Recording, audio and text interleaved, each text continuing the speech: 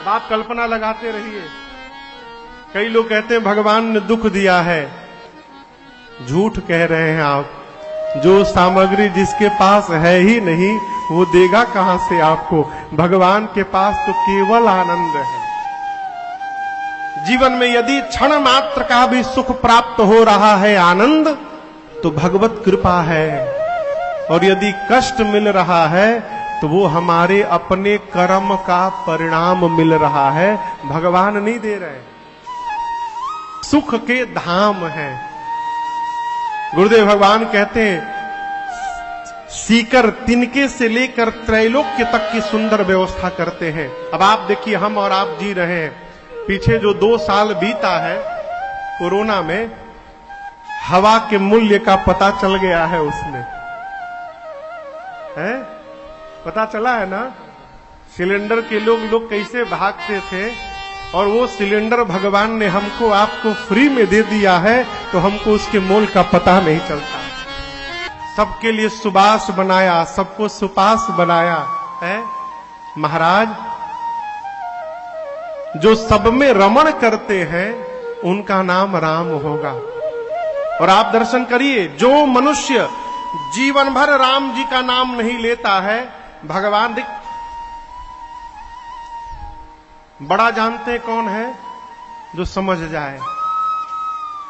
2 लोग यदि अड़े हुए हैं कि हम समझदार, हम समझदार, हम समझदार, हम समझदार, जब दोनों अपने आप को समझदार करने में लग जाते हैं ना, तो वो संबंध समाप्त होने से कोई बचा नहीं सकता है। संबंध समाप्त ही तब होता है जब दोनों अपने को समझदार मानने लगते हैं। और वास्तव में समझदार समझिएगा कौन है? जो सामने वाले से ये स्वीकार करके कह लेता है, चल तू समझदार है, मैं ना समझ हूं। जब कोई ये मान लेता है तो वो संबंध जीवन भर बना रहता है, वो समाप्त नहीं होता। समझदार कौन? जो समस्या दिखाई पड़े तो अपने को अनासमझ मान ले। समझदार वही है जो संबंध को लेकर चलने का प्रयास कर रहा है। भगवान सब में रमण करते हैं। जो जीव जीवन भर राम जी का नाम नहीं लेता, भगवान कहते हैं वो बच्चा है, भूल सकता है। मैं पिता होके भूल जाऊंगा तो लोग मुझे क्या कहेंगे? जो कभी राम नहीं कहता, वो भी जब अंतिम यात्रा में चलता है तो राम जी उसके साथ रहते हैं, और लोग कहते हैं राम नाम सत्य है। राम जी नहीं छोड़ते। अखिल लोकदायक विश्रामा। महाराज, आपके ये ज्येष्ठ पुत्र वो हैं जो पूरे संसार को विश्राम दे दे। और विश्राम क्या है? हम आपको सुनाए थे पहले दिन की कथा में। इसी प्रसंग से कथा प्रारंभ हुई थी। विश्राम क्या है? मन का हलचल समाप्त हो जाए। विश्राम क्या है? मन में जो द्वेलन है वो शांत हो जाए। विश्राम क्या है? एक के प्रति हम निष्ठावान हो जाए, ये विश्राम है। और यही जीवन के परम शांति का मूल कारक है। ये विश्राम कौन देगा? तो राम जी को छोड़कर कोई विश्राम दे नहीं सकता। एक महात्मा कह रहे थे, महाराज विश्राम का मतलब है विश्राम। विश कहिए, विश राम। विश समझते हैं? विश, विश यानी, अब विश्राम का मतलब समझिएगा। घर में जिसके साथ जी रहे हैं, परिवार में जितने सदस्य हैं, सभी लोगों की अपने अपने सोचने की सीमा निश्चित है। कोई संकुचित होकर सोचता है, कोई व्यापकता से पूर्ण होकर सोचता है, कोई सोचता ही नहीं है, कोई सोचता ही रहता है। अपने हाथ के सारी उंगलियां बराबर नहीं है क्या? बराबर है। और आप देखिए भगवान की रचना, ये अंगुलियां बराबर नहीं है, तभी आप कोई सामान उठा भी पा रहे हैं। यदि ये 5 उंगलियां बराबर हो जाए तो आप इन हाथों से कुछ कर नहीं पाएंगे। परिवार में कोई छोटा है, कोई बड़ा है, कोई तेज है, कोई मंद है, तभी परिवार भी चल रहा है। जब परिवार में सब तेज हो जाएंगे, वो परिवार समाप्त हो जाएगा। विश्राम क्या है? परिवार में यदि कोई हमको विष रूपी कठोर शब्द बोल भी रहा है, यदि कोई कड़वी बात हमारे प्रति बोल रहा है, जहर बोल रहा है, तो विश्राम कौन प्राप्त किया है माई बाप? जो अपनों का जहर पीकर और अपनों के मंगल के लिए राम राम बोल रहा है, वो विश्राम को प्राप्त कर चुका है। और ये सहज व्यवहार नहीं है। मैं बार बार निवेदन करता हूं कथाओं में, किसी दूसरे के प्रभाव में आकर अपना स्वभाव नहीं बदलना चाहिए। ये पहला संदेश है भक्ति का। हमारे साथ किसी ने बुरा सोचा, यदि हम भी बुरा सोचने लगे तो फिर हमारे में उसमें अंतर कहां रह गया हो? जब हिसाब होगा ना, तो हिसाब समूह में नहीं होता है, हिसाब व्यक्तिगत होता है। पूज्य महाराज श्री ने मुझसे बहुत पहले कहा था, राजन, परिवार में, घर में कभी ऐसा कोई व्यवहार मत कर देना कि जब तुमसे हिसाब होने लगे तो चेहरे को तुम ऊपर न उठा सको। विवेकी मनुष्य को इस बात का सर्वकाल चिंतन करते रहना चाहिए। यही विश्राम है। गुरुदेव भगवान कहते हैं, आपके ज्येष्ठ पुत्र इनका जो जीवन देखेगा, इनके चरित्र का जो स्मरण करेगा और इनके जीवन को जो अपने जीवन में उतारने का प्रयास करते रहेगा, धीरे धीरे रघुनाथ जी कृपा करके और उस जीव को परम विश्राम की प्राप्ति करा देंगे। जो जगत को विश्राम दे उसका नाम आज के बाद राम है। इनका नाम राम होगा महाराज। जैसे गुरुदेव ने नामकरण किया, पूरी सभा बोली, बोलिए राम लला सरकार की जय। अब राम जी के बाद किसका नंबर है? भरत भैया का। आपको बता में, राम जी भरत जी दोनों देखने में एक जैसे। राम प्रेम मूरत जनु आही। कौन? भरत जी। पांव से लेकर सिर तक एक स्वरूप, एक नक्शा, एक ही भाव।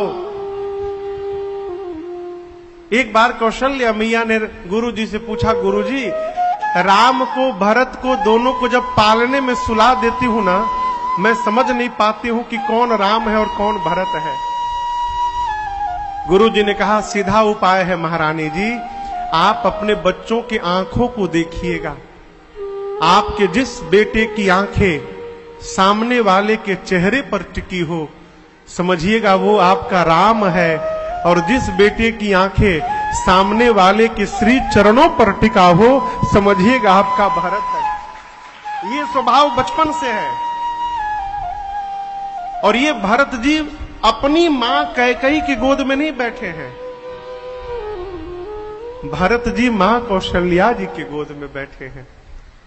कौशल्या जी के पुत्र राम जी हैं, लेकिन मां कौशल्या राम जी से अधिक प्रेम भरत जी को करती है। मोरे सोच भरत कर भारी। मां की गोद में भरत लाल जी बैठे हैं। गुरुदेव ने देखा, कहा, महाराज आपके दूसरे कुमार विश्व भरण पोषण कर जोए, ताकर नाम भरत अस होए। गुरुदेव ने कहा, महाराज आपके दूसरे पुत्र ये पूरे विश्व का भरण पोषण करेंगे। जो सबका भरण पोषण करे उनका नाम भरत है। भरण पोषण समझते हैं? हाँ, भरण पोषण यानी कहिए, हाँ, पालन पोषण। और कोई कहे? हाँ, क्या कोई बोला अभी? भरण पोषण का सामान्य अर्थ है भोजन कराना। पेट जो भरता रहे उसका वो भरण पोषण करने वाला कहलाता है। यहां गुरु जी ने कहा, भरत जी पूरे विश्व का भरण पोषण करेंगे, अर्थात भरत जी भोजन नहीं कराएंगे। अब यहां पर एक दूसरा अर्थ समझिएगा।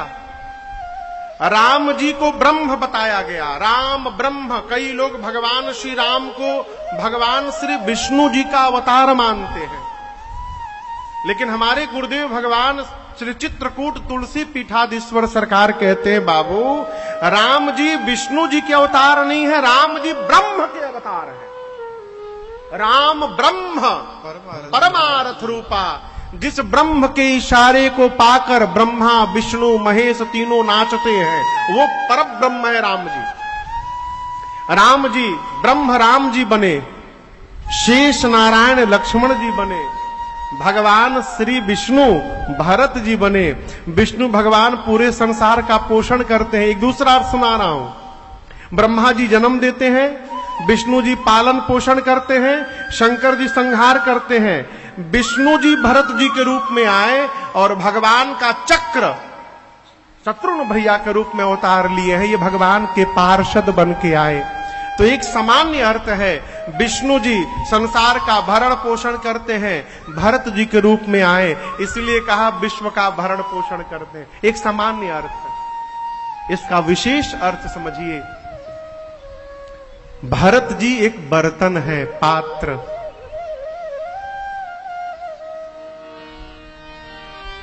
ये पात्र है ना, ये बर्तन है ना, इसमें क्या भरा है? हाँ, आपको कैसे मालूम?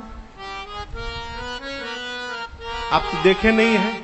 हो सकता है ग्लूकोन डी हो सकता है दूध हो, लेकिन है पानी ही। हाँ, पानी ही है और कुछ नहीं है। अब इसको यदि कटोरी में डाला जाए तो कटोरी में क्या जाएगा? कहिए कहिए। पानी जो इसके अंदर भरा है, ये किसी और को भरेगा तो वही भरेगा जो इससे ये भरा है। आप समझ रहे मेरी बात को? कोई भी पात्र किसी दूसरे पात्र को यदि भरने जाएगा तो वो वही भरेगा जो उसमें भरा हुआ है। भरत जी रूपी पात्र में क्या भरा है ये पता है? अयोध्या कांड जी का अंतिम छंद की पहली पंक्ति पढ़िए।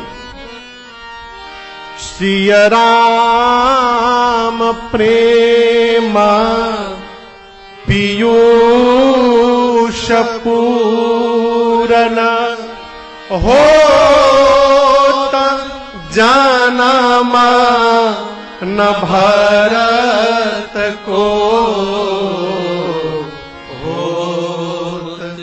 जन्म भरत को।